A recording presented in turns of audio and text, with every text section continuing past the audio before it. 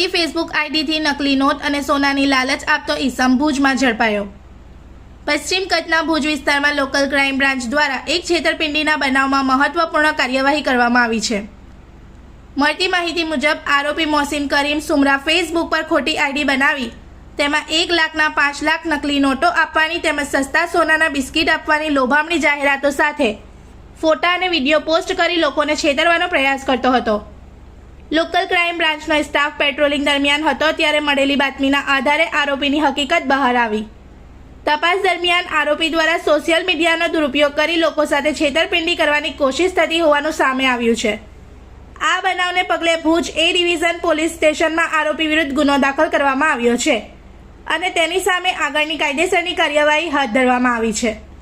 इस वीडियो को लाइक करें, हमारे चैनल को सब्सक्राइब कर बेल आइकन जरूर प्रेस करें हमारी न्यू वीडियो सबसे पहले देखने के लिए।